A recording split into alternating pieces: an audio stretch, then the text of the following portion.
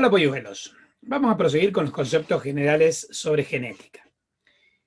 Cuando nosotros veamos o cuando ustedes lean en el libro o en el apunte el mecanismo, la cascada de activación génica, ustedes van a ver conceptos tales como que, por ejemplo, en los varones, un gen que se llama SRI codifica para un producto, que es el producto SRI, una proteína que puede actuar sobre otros genes modificando su transcripción. Por ejemplo, el factor de esteroidogénesis o gen FS1 y el gen del HAM, que es el de la hormona antimuleriana. También vamos a ver en la cascada de activación génica del varón y de la mujer que estos genes muchas veces trabajan con factores de transcripción tales como el SOX9 en el caso de los varones, el WNT4 en el caso de las mujeres. Cuando analicemos el mecanismo de compensación de dosis génica o el mecanismo de la impronta genómica, cuando analicemos, por ejemplo, el gen XIST, que es necesario para la formación del corpúsculo de Barr, también vamos a analizar mecanismos tales como que, por ejemplo, este gen puede activarse por desmetilación o inactivarse por metilación, que ambos son procesos o mecanismos epigenéticos.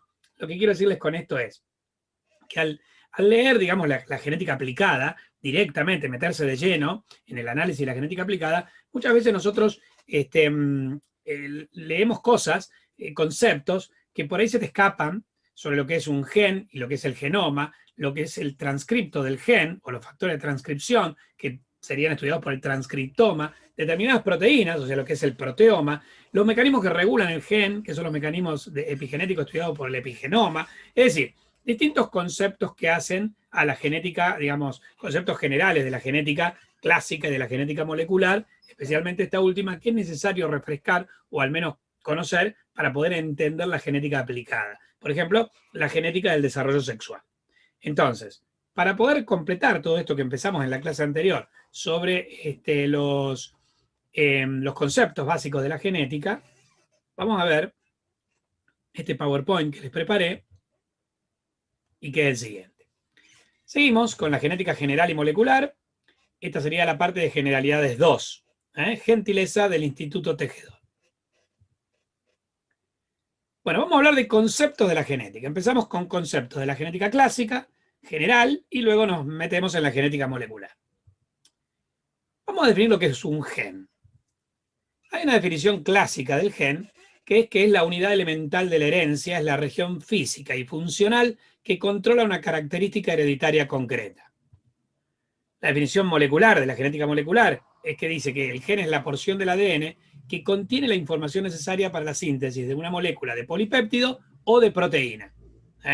Eso dice la genética molecular. El gen es aquella región del ADN concretamente que contribuye al fenotipo de un organismo de manera que depende de su secuencia. Es parte del genotipo, pero contribuye, una vez expresado, al fenotipo. Así, un cambio en la secuencia del gen puede afectar la función de su producto, por ejemplo, la proteína sintetizada, y puede tener consecuencias en el fenotipo. O sea, puede generar un rasgo determinado o puede provocar, por ejemplo, una enfermedad. Las secuencias que codifican para moléculas funcionales de ARN se consideran también genes, aunque esto después no se traduzca en la síntesis de proteínas, ya que su función depende de su secuencia. O sea, la secuencia de un gen del ADN, la secuencia del ADN codifica para un producto funcional. En este caso, un ARN, aunque este ARN, insisto, no se vincule con la traducción de proteínas. Bueno, también es considerado un gen. O sea que la definición de la genética molecular, de que el gen es la porción del ADN que codifica o que tiene la información genética para la síntesis de un polipéptido de una proteína, es incompleta, también para ciertas moléculas de ARN. Entonces el gen podemos definirlo como el conjunto de secuencias de ADN de todo tipo, estructurales y regulatorias necesarias para codificar un producto génico funcional. Un producto del gen, sea un ARN, un polipéptido o una proteína, que tenga alguna función. Eso es un gen. Genética y epigenética. La genética se define como la ciencia que estudia la herencia y su variación. Lo vimos en la clase anterior. O sea, la ciencia que estudia los genes.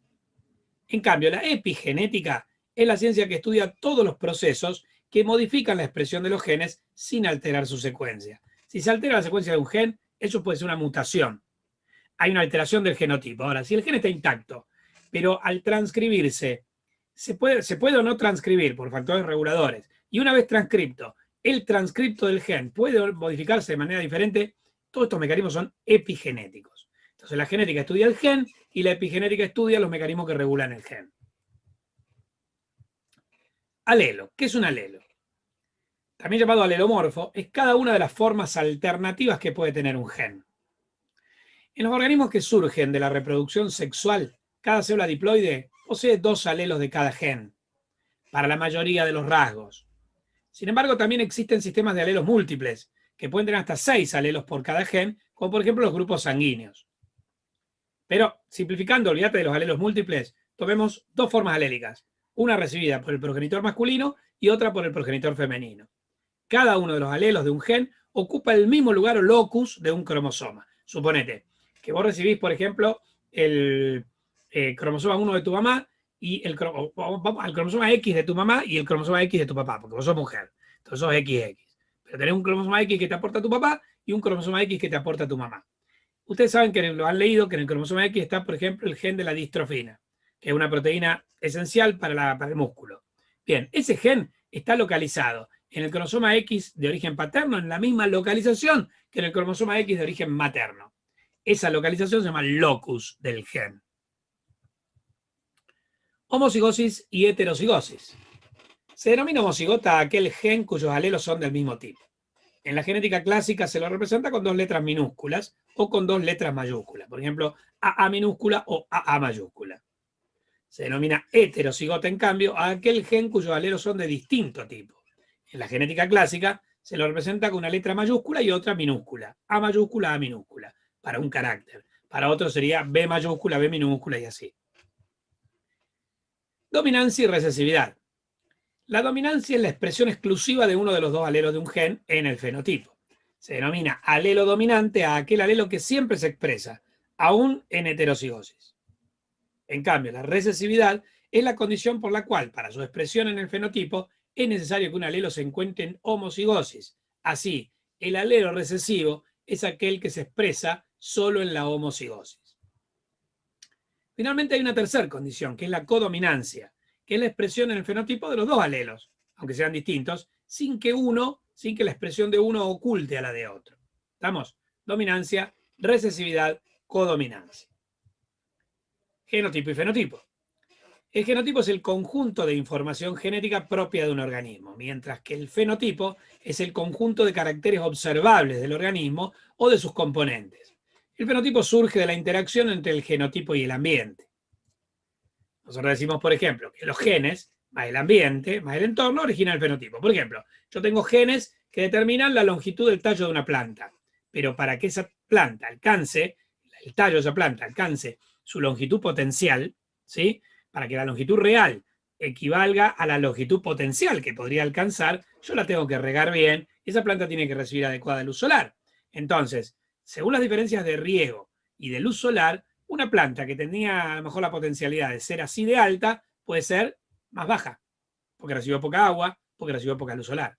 Entonces, por influencia del entorno, el genotipo se modifica y esto determina diferentes fenotipos a partir de un mismo genotipo. Posibles genotipos.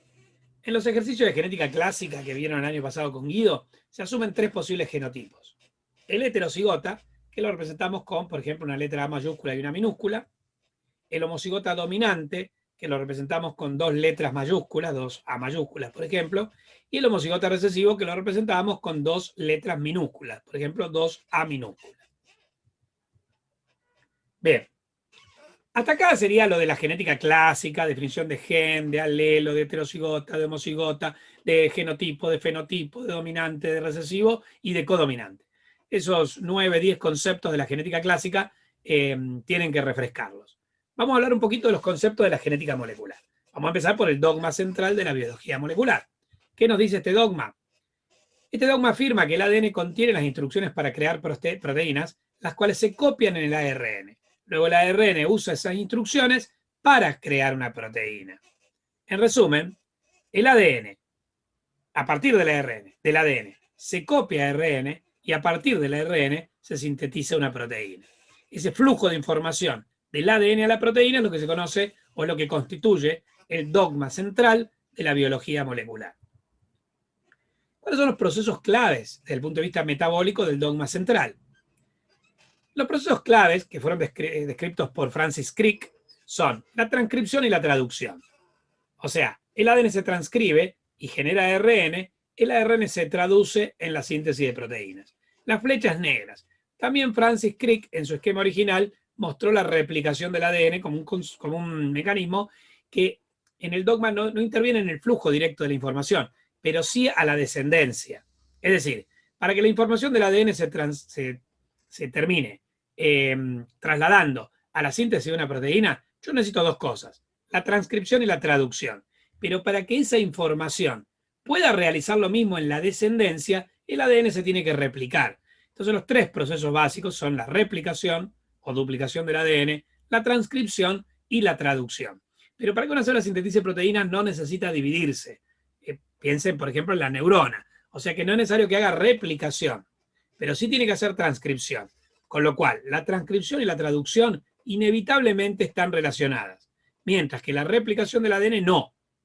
Bueno, como les decía, en el esquema original de Francis Crick figuran lo que acá está en negro, replicación, transcripción y traducción. Posteriormente se descubrieron otros procesos metabólicos que pueden sufrir los ácidos nucleicos. Por ejemplo, la transcripción inversa, como hacen, por ejemplo, los retrovirus, como el virus del coronavirus, que son virus que están formados por ARN. Entonces, una vez que, digamos, parasitan nuestro genoma, obligan, primero, ese ARN viral se transcribe a ADN, inserta el ADN en el ADN del núcleo y obliga a la célula a fabricar moléculas de ARN viral. Esto lo hace, como el virus del SIDA también, por una enzima que es la transcriptasa inversa, en un mecanismo, en un camino opuesto a la transcripción. Otro proceso descubierto recientemente es que el ARN también se puede replicar, como el ADN. Entonces, en realidad, los 5 procesos del metabolismo de los ácidos nucleicos serían la replicación del ADN, la replicación del ARN, la transcripción inversa y la traducción. Bueno, ¿qué es el genoma? El genoma es el conjunto de genes que posee un organismo y su estudio corresponde a una ciencia llamada genómica, una rama de la genética que es de la genómica. En el ser humano existen 3.000 millones de bases nitrogenadas, las cuales constituyen alrededor de entre 25.000 y 35.000 genes. Estos están ubicados linealmente en cada uno de los 23 cromosomas humanos y se pueden identificar con bandas. Los cromosomas tienen distinto tamaño. Algunos cromosomas como el 1 o el 2 son muy grandes.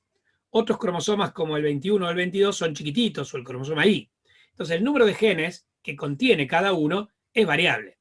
El cromosoma X puede tener más de 1.000 genes. El cromosoma Y tiene una decena de genes importantes. Esto pues después lo vamos a analizar.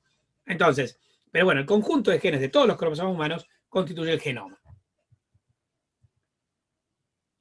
Para explorar el genoma, para saber más sobre él, se puede meter acá, en esta página, que es del Natural Human Genome Research Institute, el NIH de los Estados Unidos, donde hay un banco de genes, donde podéis investigar más sobre el genoma humano y también sobre el genoma de otras especies que han sido identificados. Ahora bien, una cosa muy importante en medicina es ver cómo el ADN, cómo los genes pueden variar. Entonces, el varioma es el conjunto de mutaciones que afectan los genes del organismo humano. Existe, así como existe un proyecto genoma humano, hay un proyecto varioma humano, que tiene como objetivo construir una base de datos de todas las variantes genéticas humanas y establecer sus relaciones con los fenotipos correspondientes. Porque por ahí podemos ver muchas cosas, hasta la predisposición. Ahora, hoy casualmente leí que ya se sabía que con esta epidemia del coronavirus, los varones tienen una mayor mortalidad que las mujeres. Y aparentemente esto estaría determinado por unas isoformas de la testosterona que se generarían por diferencias genéticas entre varones y mujeres, entre los varones y las mujeres. Por supuesto son estudios iniciales que tienen que luego ser llevados a revisión, pero bueno, los factores genéticos pueden explicar muchas cosas. Las variaciones en el genoma pueden explicar muchas cosas, desde las enfermedades genéticas, como el daltonismo, la hemofilia, etcétera, hasta la mayor o menor predisposición a una enfermedad viral, una enfermedad infecciosa, como por ejemplo el coronavirus. Estas variaciones se producen por mutación, y la mutación se produce siempre que el ADN la mutación se puede producir siempre que el ADN se replique. Cuando el ADN se replica, puede ser que se coloque una copia correcta, que ha identificado con este nucleótido rosa, o que aparezca una copia incorrecta, que ha identificada con el nucleótido amarillo. Normalmente hay mecanismos para regular para evitar esto. O sea, la replicación tiene sus mecanismos de corrección de errores. Si no se puede corregir el error, se frena la división celular. La célula no se puede seguir dividiendo, no pasa de un punto de restricción, R, que hace que de la interfase vos pase a la fase mitótica. Y si esto no es posible, la célula también tiene un mecanismo para inducir su apoptosis. O sea, una célula muta, siempre muta, puede mutar. Hay una tasa de mutación espontánea de 1 por 10 a la menos 6 por locus. Quiere decir que, digamos, en cada locus, 1 por millón es capaz de mutar espontáneamente. Entonces nosotros acumulamos millones, billones de mutaciones, cada organismo humano. Pero muchas de estas mutaciones son neutras porque las mutaciones que por ahí pueden llegar a ser peligrosas, a veces son seleccionadas. Hay mecanismos de corrección de errores. Repito, la célula se divide y eventualmente muta. Primero lo que hacemos es corregir la mutación. Si no podemos, frenamos la división. Si no podemos, matamos la célula, inducimos su apoptosis. Si no podemos, ahí es cuando esa mutación que no pudo ser corregida, en una célula que no muere y que se divide, pasa a las células hijas y puede terminar generando una patología, o también es la base de la evolución. No siempre es negativo. O sea, las mutaciones pueden ser neutras, que no pase nada, pueden ser negativas, que generen la muerte de la célula mutante, que generen cáncer o que generen una enfermedad genética, o pueden ser positivas. Por ejemplo, pueden determinar que un organismo, una célula, un tejido, un organismo se adapte mejor al ambiente y así puede evolucionar. Pero bueno, la mutación es la base de la variabilidad humana. El varioma intenta estudiar estas mutaciones. Si quieren explorar el varioma, también hay una página que es el Human Variome Project.org, es una organización sin fines de lucro que es de la UNESCO. ¿Estamos? Y también hay una que es, si pones .org.ar, te habla de este mismo proyecto en Argentina. Hay un grupo de genetistas en Argentina que estudia las variaciones en la población argentina. Eso está muy copado, me olvidé de ponérselos acá. humanvariomeproject.org.ar sería. Bueno, transcriptoma. ¿Qué es el...? A ver, volvamos para atrás. Varias láminas para atrás. Yo tengo el dogma central. El ADN por transcripción da ARN, que por traducción da proteínas. El genoma estudia el ADN. El transcriptoma estudia los ARN transcriptos a partir del ADN. Y el proteoma estudia las proteínas sintetizadas a partir de la traducción del ARN, que es producto de la transcripción del ADN. O sea que las tres moléculas del dogma central tienen, digamos, ramas de la genética que las estudian. El genoma, el transcriptoma y el proteoma. Volvamos al transcriptoma.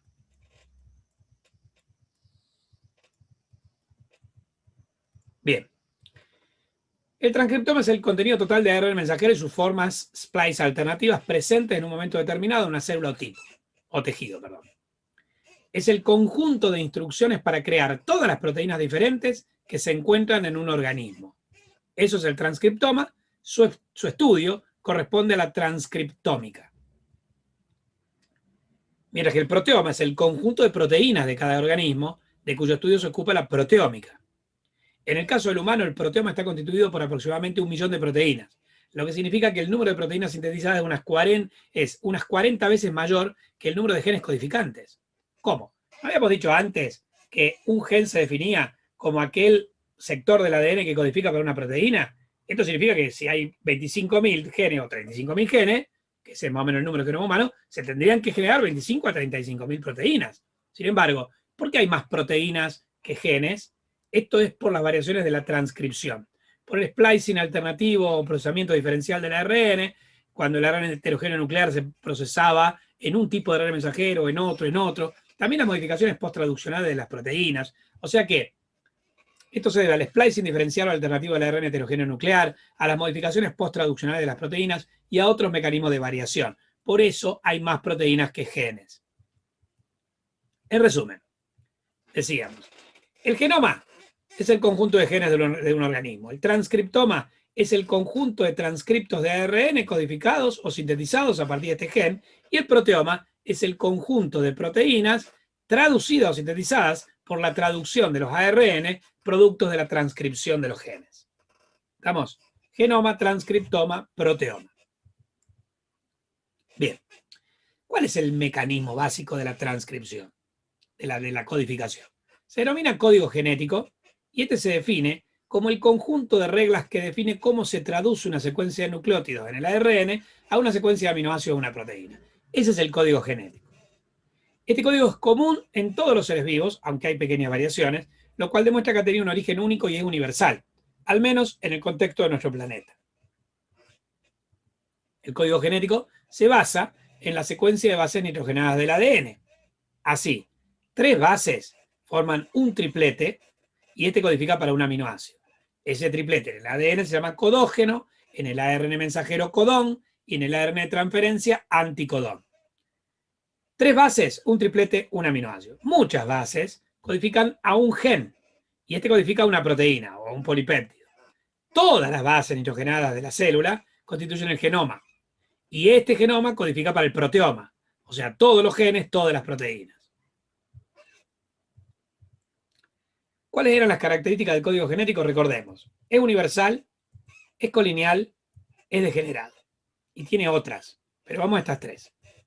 Universalidad del código. El código fue inicialmente identificado en una bacteria, un ser procariota, que es la Escherichia coli. Los experimentos realizados hasta la fecha indican que el código genético nuclear es universal, de manera que un determinado triplete o codón lleva información para el mismo aminoácido en distintas especies, no solo en la Escherichia coli, sino en seres eucariotas, mono y únido y multicelulares. Ahora, el código genético de las mitocondrias, recuerden que también teníamos un ADN mitocondrial, es la única excepción a la universalidad del código. De manera que en algunos organismos los aminoácidos determinados por el mismo triplete o codón son diferentes en el núcleo de la mitocondria. A ver, probablemente el codón AUG del núcleo codifica para el aminoácido metionina en el citoplasma, mientras que en la mitocondria a lo mejor el mismo codón significa otro aminoácido. Pero esa es la excepción, el ADN mitocondrial. Colinealidad del código. La lectura del código se hace de 3 en 3 bases a partir de un punto de inicio. Y esta lectura se lleva a cabo sin interrupciones o espacios vacíos. Es decir, la lectura es seguida sin comas. Vos no podés detenerte, porque vos tenés lo que se llama el marco de lectura. Si vos comenzás en el nucleótido 1, tenés que leer las 3 bases del 1, luego las 3 bases del 2, luego las 3 bases del 3, hasta que termine la síntesis. Hay señalización, la transcripción. Hay señalización tanto para que inicie como para que termine. Entonces, hasta que no termine, vos tenés que leer todas las bases sin saltearte ninguna.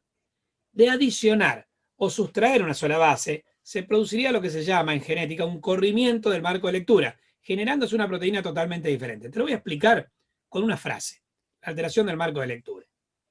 Suponete que yo voy a hacer una frase con 5 palabras de 3 letras. La frase en cuestión es 1 más 1 son 2. Supongamos ahora que yo adiciono una letra a la primera palabra entre la N y la O. Recuerden que las palabras tienen que ser de 3 letras, con lo cual acá me quedó una en lugar de 1, pero la O pasó acá. Como tiene que tener 3 letras, la O más la M más la A pone OMA. La S pasa acá, me queda zoom. La O pasa acá, me queda oso. Y la N pasa acá, me queda N de O. Y la S queda acá solita. Mirá cómo queda la frase. De decir 1 más 1 son 2, agregando una sola letra y haciendo el corrimiento del marco de lectura, me queda una O más un oso. Totalmente sin sentido. Ahora imagínate que 1 es un aminoácido, más es otro, 1, bueno, es el mismo aminoácido que acá, son 2, o sea, son todos aminoácidos, 5 aminoácidos distintos que tienen que estar en ese orden. Bien, no cambió, yo puse una sola letra, corrí todo el marco de lectura y no cambio un aminoácido en la proteína, los cambio todos. Esa proteína va a ser no funcional. Es una mutación grave probablemente. ¿Qué pasa si en lugar de agregar una base, saco otra? Proceso que se llama delesión o sustracción. Por ejemplo, le saco la A acá y le saco la O acá. Entonces, ¿qué pasa? Esta M pasa a este triplete, acá tengo AS, esta U pasa a este triplete, acá me queda NO, esta S pasa a este triplete, acá me queda ON, esta D pasa a este triplete y me queda OS solo al final. La pérdida de una base nitrogenada, ¿qué produce? Una frase completamente diferente. Asu, nos, os. Nada que ver.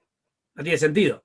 Nuevamente la proteína sintetizada es completamente diferente. Quiere decir que la adición de una base o la sustracción de una base produce un error muy grave en la síntesis, que tiene que ser corregido porque esa proteína sintetizada no tiene ningún sentido.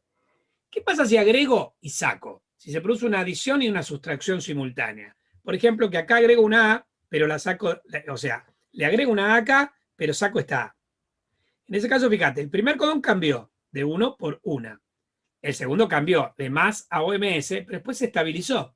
1 son 2. O sea que en este caso cambiaron 2 aminoácidos de la proteína. Cuando hay una adición y una sustracción simultáneas, a veces se corrige el marco y la proteína sintetizada tiene 1 o 2 aminoácidos distintos y ya no hay tanto problema. Pues es una proteína que funcione bien. Suponete que una enzima y esos aminoácidos diferentes no son del sitio activo. Capaz que esa enzima puede funcionar igualmente. Esa enzima mutada funciona de igual manera que la no mutada. Finalmente, ¿qué pasa si se adicionan 3 juntas entre uno y otro triplete? Lo mismo, se corre el marco de lectura, pero es menos grave, porque vos tenés 1, sigue, después agregamos un triplete, esta proteína va a tener un aminoácido de más, pero después sigue igual, más 1 son 2.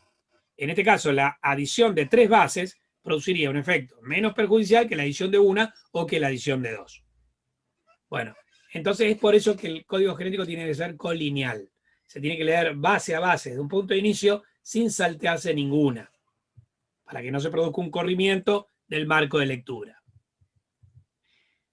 Tercer característica del código, su degeneración. Si cada grupo de 3 bases nitrogenadas determina un aminoácido, teniendo en cuenta que existen 4 bases nitrogenadas diferentes, adenina, guanina, timina y citosina, el número de tripletes distintos que se pueden obtener es de 4 elevado a la 3, 64. Chicos, yo tengo un alfabeto de 4 letras, adenina, guanina, timina y citosina. Con 4 letras, si yo quiero formar palabras diferentes de 3 letras, el número de palabras diferentes es 64. No puede ser menos, no puede ser más. Esto es matemático, se calcula por la fórmula 4 elevado a la 3. Quiere decir que 4 bases distintas en grupos de 3 me da 64 tripletes diferentes, de los cuales 61 tienen sentido y codifican para cada uno de los 20 aminoácidos que se necesitan para fabricar una proteína, y hay 3 sin sentido, que son los mudos finales, los codones stop, que sirven para indicar el final de la proteína. Esto lo vimos el año pasado. Por consiguiente, existe un total de 64 tripletes diferentes, cifra más que suficiente para codificar a los 20 aminoácidos distintos. Entonces, como existen 64 tripletes distintos para 20 aminoácidos diferentes, un mismo aminoácido puede venir codificado por más de un codón.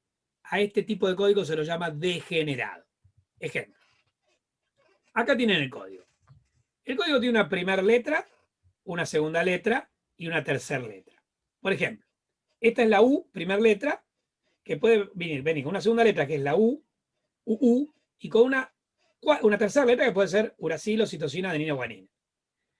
También la U puede venir con la C, y como segundo codón, como segundo base nitrogenada, y cambiar la tercera. Puede venir con la A y cambiar la tercera, puede venir con la G y cambiar la tercera. Entonces, la posibilidad de combinación son 64. No hay más ni menos que 64. Fíjense, hay un codón que es la UG, que corresponde a metionina y que es el inicial. Las proteínas empezaban con esto. Siempre yo metía una metionina, después la podía sacar con modificación post-traduccional, pero inicialmente empiezan con la adición de metionina. Y terminan cuando al ribosoma llegaba uno de estos, que son los codones alto o codones stop, o codones de terminación o mudos, que son UAA, UAG, UGA. Bien, ahora, para el resto, yo tengo más de un codón para un mismo aminoácido. Por ejemplo, fíjense, la fenilalanina tiene 2. UUU, UUC corresponde a la fenilalanina. La leucina tiene 5. UUA, UUG, CUU, CUC, CUA, CUG corresponde a leucina. La serina tiene 4 y así. Fíjense que muchas veces, para un mismo aminoácido, el que cambia es el tercer codón. La tercera base. O sea, la primera y la segunda suelen ser iguales, cambia la tercera. En otros, como la leucina, cambia, por ejemplo, cambia prácticamente todo. La primera, la segunda y la tercera. Perdón, cambia la tercera y cambia la primera. Se mantiene igual la segunda. Pero bueno, lo habitual es que cambie siempre la tercera. Por ejemplo, histidina, CAU y CAC. La glutamina, CAA y CAG. La arginina, CGU, CGC, CGA, CGG. Otra forma de expresar esto gráficamente es esta, que está muy buena. Estos serían los codones centrales, esto sería, digamos, el primer codón, este sería el segundo codón, y este sería el tercer codón. Entonces la G más U más cualquiera de estas cuatro me da valina. La G más C más cualquiera de estas cuatro me da alanina. La G más A más estas dos me da el ácido aspartico. La G más estas cuatro, la G más A más estas dos me da ácido glutámico. La G más estas cuatro me da glicina. Aquí tiene otra forma gráfica de expresar el código. Además está que les diga imposible memorizarlo. ¿Entienden? Es para que vean estas tablas como son. Yo memorizaría, para saber más, el primer codón AUG, que corresponde a metionina, y los últimos. UAA, UAG, UGA. Esos cuatro sí. Después lo demás no es necesario. Bien. Finalmente, estoy hablando mucho del genotipo. ¿Cómo pasa el genotipo al fenotipo? El grado en que los genes terminan expresándose físicamente depende fundamentalmente de los factores ambientales. Tales factores constituyen el ambioma y pueden ser externos, los alimentos, la luz solar, etc., o internos, la actividad metabólica, los gérmenes de la microbiota, de la flora intestinal, etc.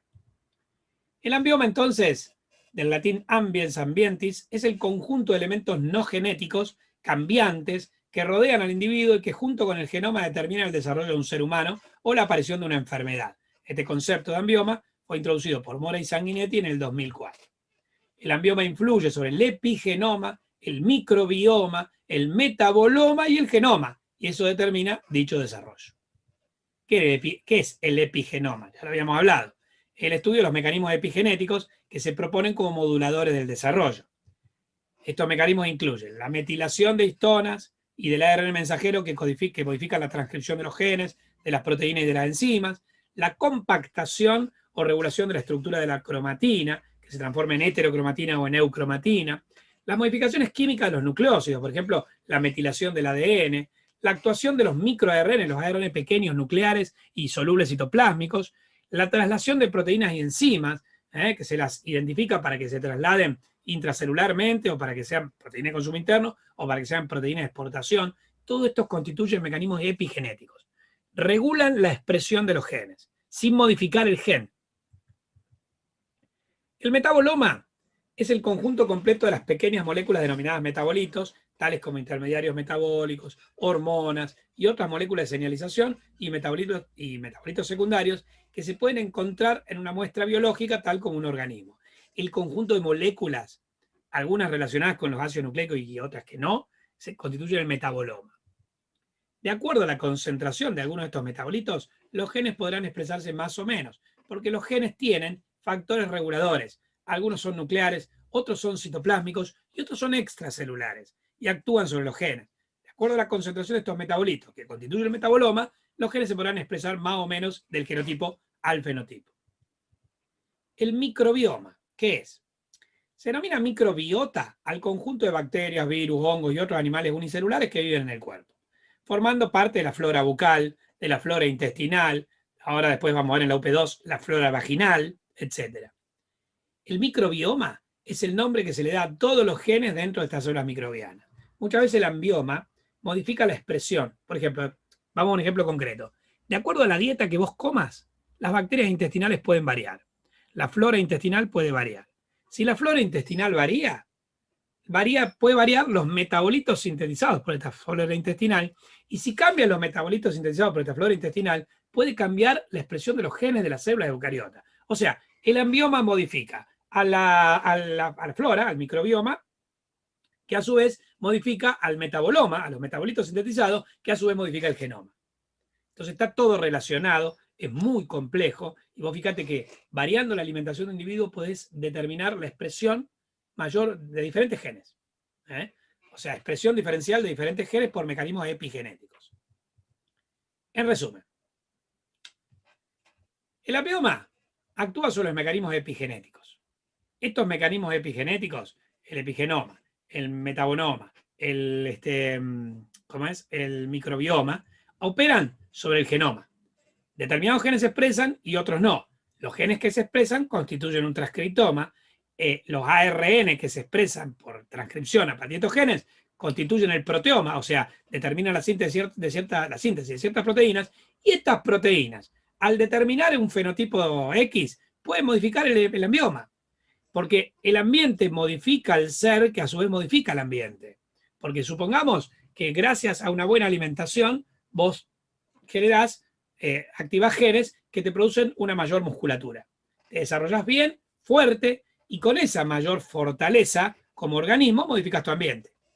Cazás mejor, producís mayores recursos alimentarios o de cualquier otro tipo, o sea, modificás el ambiente, y esta modificación del ambiente termina modificándote vos mismo. Por ejemplo, generás recursos para potabilizar el agua, y entonces si después ingerís agua potable, los genes se van a expresar mejor, y eso te va a dar mayor fortaleza para seguir operando sobre el ambioma. Entonces es una especie de círculo, es mucho más complejo que esa relación lineal que veíamos el año pasado, donde genotipo más ambiente, fenotipo. En realidad, el ambiente modifica el genotipo, que a su vez modifica el ambiente, y todo se hace a partir de complejos mecanismos que incluyen el epigenoma, el microbioma, el metaboloma, el transcriptoma, el proteoma. No es solo genoma y ambioma, no es solo genotipo y fenotipo. Bueno, polluelos. La bibliografía es la misma que para el otro. Saqué algunas cosas de Solari, del Jorde, del Clag, del Peirce, ¿sí? Y ahora sí, creo que estamos con los conceptos generales. Lo único general que me falta agregarles un poquito, pero se los voy a dar ya en la clase en que les explique los cromosomas sexuales, es un poquito del cariotipo, de cómo se identifican los genes, de cómo se localizan los genes y cómo se los nombra. Nada más. Después vamos a meter la cascada de activación génica, en el mecanismo de impronta genómica, en la compensación de dosis génica y en el análisis de los cromosomas sexuales X e Y, y con eso terminamos genética, que se concentra en la UP1, pero que es para mí uno de los temas más interesantes de la materia, porque además no se ve mucho en la carrera. No va a haber casi nada de genética en trabajo y tiempo libre, no va a haber casi nada, no, nada en trabajo y tiempo libre y nada en el SER. Recién vas a retomar genética en injuria en tercer año, también en una UP, cuando analicemos las enfermedades genéticas, la genética médica.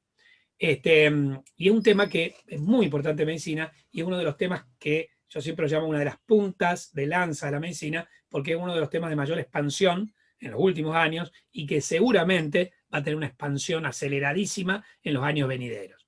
Entonces está bueno que todos aprendamos un poquito de esto. Nos vemos en la próxima clase, polluelos, y cuiden su genoma.